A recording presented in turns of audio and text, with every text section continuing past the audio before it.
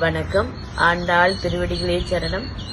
இன்னைக்கும் திருப்பி நீங்க நானு ஆண்டாள் பாசுரங்கள் இல்லையா? 22வது பாசுரம் அங்கன்மா ஞாலத்தரசர் அப்படின்ற ஒரு பாசுரத்தை இன்னைக்கு நாம பார்க்க போறோம்.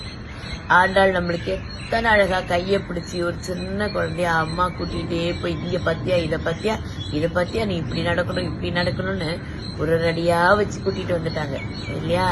அப்படிதானே அம்மா நம்மளை கூட்டிட்டு வந்திருக்கா. என்ன பண்ணா? விரதம் கத்து கொடுத்தா, எப்படி இருக்கணும் கத்து கொடுத்தா, ஆட்சியரை எழுப்புற மாதிரி நம்ம உள்ளுணர்வை தட்டி தட்டி தட்டி தட்டி எழுப்பினா. அப்புறமா என்ன பண்ணா? நேர கண்ணனோட வீட்டுக்கு கூட்டிட்டு போனா. பாரு இங்க இவங்களெல்லாம் எழுப்பிட்டோம், ஆனா இவங்க முக்கியம் இல்ல, தாயார் தான் ரொம்ப முக்கியம். நப்பின்னை அங்க இருக்கிற கண்ணனோட வைஃப் தான் நம்மளுக்கு குரு ஆச்சாரியன்ட்டு அவளை எழுப்பி காமிச்சா. அவ கைய பிடிச்சுக்கோன்னு சொல்லி கொடுத்தா. போன பாசுரத்துல நப்பின்னை நம்மளோட சேர்ந்துட்டாங்க. வா வா அப்படின்னு சொல்லிட்டு பிராட்டி சொன்னாங்க, நானும் உங்க கூட தான் இருக்கேன், கண்ணன் எழுப்பலாம் அப்படின்ட்டு அவங்களும் சேர்ந்த அப்புறமா நம்மளுக்கு கொஞ்சம் இன்னும் ஜாஸ்தி சக்தி வந்துட்டு போன பாசுரத்துல கண்ணனை எழுப்ப ஆரம்பிச்சிட்டோம் இல்லையா? ஊற்ற முடியாய் அப்படின்னு சொல்லிட்டோம். அவனு பெரிய வாழ்ப்பா, நீ எவ்வளவு ஒரு கருணா கடாட்சம் கொடுக்குறவன் அப்படின்ட்டு எல்லாம் சொல்லி வச்சிருப்போம். இந்த கண்ணன் இருக்கானே, அவனுக்கு அப்படியே காதுக்குள்ள கேட்கணும் போல இருந்திருக்கு. அதனால எழுந்துக்காத மாதிரியே இருக்கான். அப்ப அடுத்து இந்த பாசுரத்துல இன்னும் என்னெல்லாம் அவனை போற்ற போறோம் அப்படின்றதுதான் இந்த பாசுரம். பாசுரத்தை ஒரு வாட்டி சொல்லலாமா? அங்கன்மா ஞாலத்தரசர் அபிமான பங்கமாய் வந்து நின் பள்ளிக்கட்டில் கீழே சங்கம் இருப்பார் போல் வந்து தலை பெய்தோம் சிங்கினிவாய் செய்த தாமரை பூ போலே செங்கன் சிறிதே எம்மேல் விழியாவோ திங்களும் ஆதித்யனும் எழுந்தார் போல் அங்கனிரண்டும் கொண்டு எங்கள் மேல் நோக்குதியேல் எங்கள் மேல் சாபம் இழிந்தேலோ ரம்பாவாய். இப்படிதான் இந்த பாசுரம் வருது. அம் கண் மா ஞாலம். அம்னா அழகிய, கண் விசாலமான, மா பெரிய, பிராடாவும் இருக்குமா, இன்னும் பெருசாவும் இருக்குமா, அந்த மாதிரி பெரிய ஞாலம் உலகம். அழகான விசாலமான பெரிய உலகமா இந்த உலகம். இந்த உலகத்துக்கு என்ன ஒரு இது சொல்றாங்கல்ல, அந்த பூமி அவ்வளோ இதுவான். அந்த பூமிய எங்களோடது, நாங்க பாத்துக்கிறோம் அப்படின்னு கெத்தா நினைச்சுக்கிட்டு அரசர்கள்லாம் ஆண்டுகிட்டு இருந்தப்போ ஹிரண்யாக்ஷன் அப்படின்ற அரக்கன் என்ன பண்ணான்? கடகடகடன் பாயை சுருட்டுற மாதிரி, காலையில இருந்து தூங்கினவுடனே பாயை எப்படி சுருட்டுவோம், சில சமயம் காலாலே உதச்சு சுருட்டுவோம், சில சமயம் இப்படி கையால் இப்படி கிடுக்கிட்டு சுருட்டுவோம்ல, அது மாதிரி இதெல்லாம் ஒண்ணுமே இல்லை சூப்பி அப்படின்ற மாதிரி சுருட்டி அவன் பாட்டுக்கு எடுத்துட்டு போய் கடலுக்கு அடியில வச்சுட்டானான். அப்போ எல்லா தேவர்களும் ஓடி போய் பூமி பிராட்டி எப்படியான காப்பாத்துங்கன்னு சொன்ன உடனே பெருமாள் என்ன பண்ணாரு? வராக மூர்த்தியா போய் கடலுக்கு அடியில போயிட்டு அந்த தன்னுடைய அந்த கொம்புல அப்படின்னு நீ சுருட்டி வச்சு அந்த பர்ற பந்து மாதிரி நீ வச்சு அந்த பந்தை இப்படி தூக்கிட்டு வர பாருட மேல தூக்கிட்டு வந்திருக்காரு. நம்ம வராக அவதாரம் எங்க பார்த்தாலும் அந்த இது தெரியும் இல்லையா?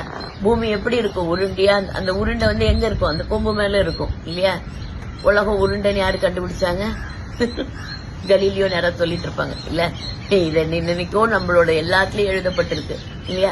அப்படி அந்த பூமி பிராட்டிய காப்பாத்தினர் இல்லையா? யாரு? அந்த பெருமாள் காப்பாத்தினர் வராக மூர்த்தியா வந்து. அப்ப என்னாச்சு? ஒவ்வொரு விதத்திலும் ஒவ்வொரு அரசர்களுக்கெல்லாம் அந்த அந்த அபிமான பங்கமாய், அந்த பங்கமாயிடுச்சு, அவனுடைய கர்வம் போச்சு, நான் ஒண்ணுமே இல்லடா அப்படின்றத புரிஞ்சுட்டு அபிமான பங்கமாய் வந்து நின் பள்ளிக்கட்டில் கீழே. எல்லாரும் என்ன பண்ணிட்டாங்க?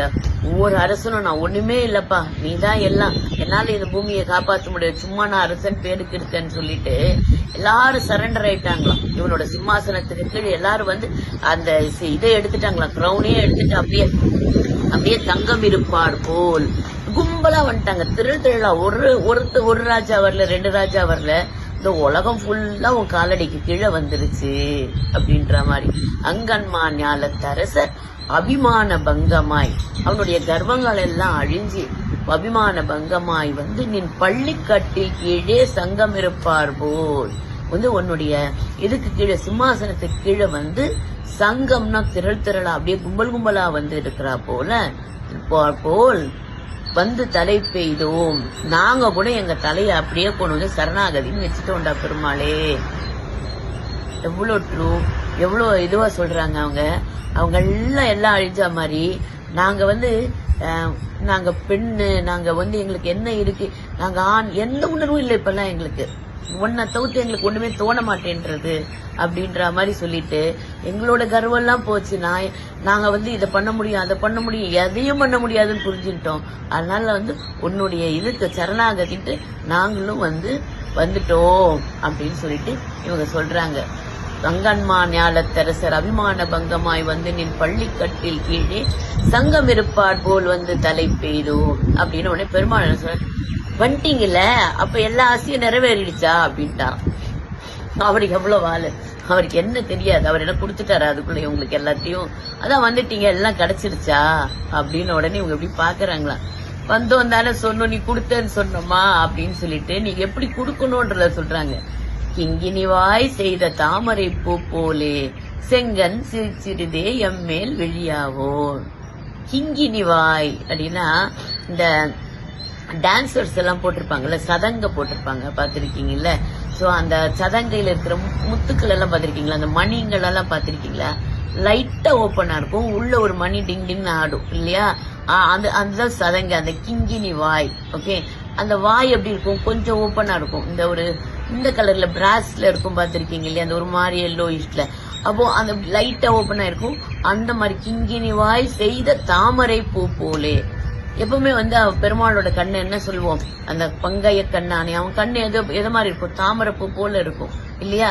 அந்த தாமரை பூ போல இருக்கிற கண்ணு, அந்த கண்ணு பாதி திறந்து இருக்குமா. ஏன்பா பாதி மூடி இருக்கும் அப்படின்னா, இங்க இருக்கிற இந்த பூமியில இருக்கிற மனுஷங்க பண்ற அந்த கஷ்டங்கள் எல்லாம், அந்த அபராதங்கள் எல்லாம் பார்க்கும் பொழுது, அந்த அநியாயங்கள் எல்லாம் பார்க்கும்போது கண்ணை மூடிக்க போயிடுவானா. அப்புறம் அவங்க ஐயோ காப்பாத்துனா பாதி எப்படி திறந்து இப்படி பாப்பானா. அதனால அவனால இந்த அநியாயங்களை பார்க்க முடியாம கண்ணை மூடிண்டும், ஐயோ காப்பாத்தனமேன்ற அந்த இதுக்காக, அந்த விழிப்புணர்வுக்காக கண்ணை திறந்துட்டும். கண்ணன் ரெண்டு விதமாவும் இருக்கான. அந்த பெருமாளுக்கு நம்ம இதுல எல்லாம் சொல்லுவாங்க, பாதி கண்ணு அந்த தூணா மாறி, அவன் அந்த ஒரு மோன நிஷ்டையில நம்மளுக்காக யோசிச்சுட்டே இருப்பான்ல, அடுத்து நம்மளை எப்படி எல்லாம் காப்பாத்தணும்னு சொல்லிட்டு. அதனால கிங்கினி வாய் செய்த தாமரை பூ போலே செங்கன் சிறிதே எம்மேல் விழியாவோ. செம்கண், அந்த சிவந்த கண்கள், செவ்வரியோடிய ஆய பெருங்கண்கள் இல்லையா, அவனோட கண்ணுல அந்த அப்படியே அந்த வரிகள் ஓடுமா. அந்த செம்கண், அந்த தாமரை பூ போல், தாமரை மாதிரி இருக்கு இல்ல அவன் கண்ணு, அந்த செங்கன் சிறிதே எம்மேல் விழியாவோ அப்படின்ட்டாங்க.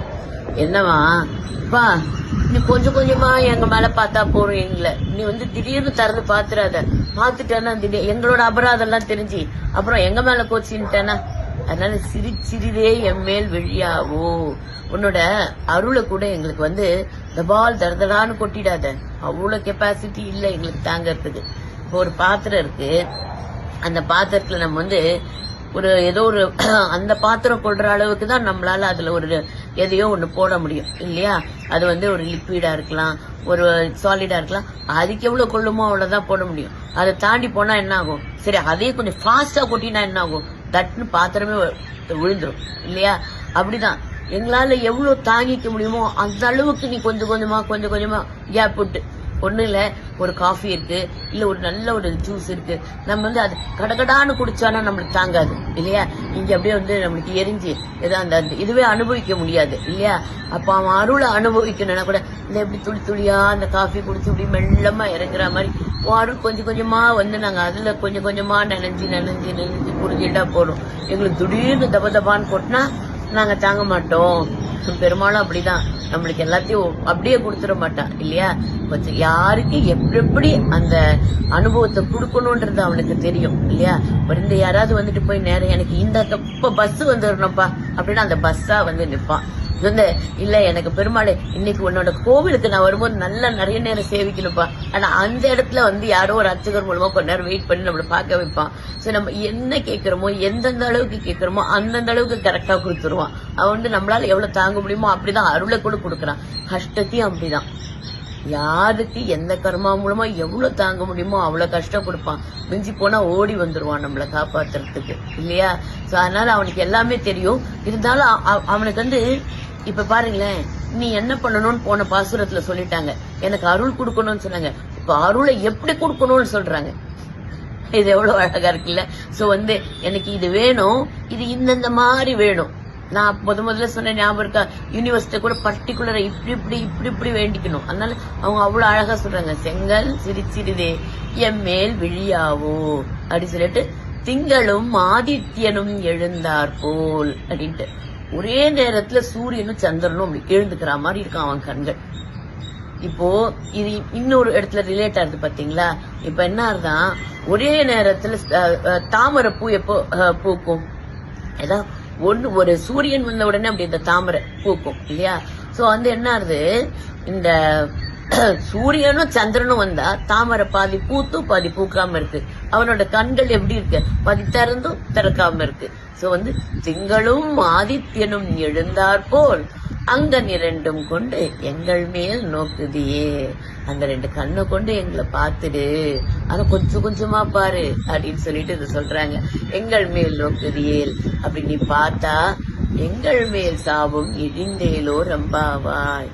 பெருமாளே, உன்னை இத்தனை நாள் உன்கிட்ட நான் வராம இருக்கணும்னா ஏதோ பாவம் பண்ணி இருந்திருக்கணும் இல்லையா. இப்ப நான் வந்துட்டேன், அந்த பாவத்தோட எஃபெக்ட்ல திருப்பி உன்னை விட்டுட்டு போயிட போறேன். எங்களோட சாபெல்லாம் போற மாதிரி பாரு. என்ன பண்ணணும், நீ எனக்கு அருள் கொடுக்கணும் போன பாசுரத்துல.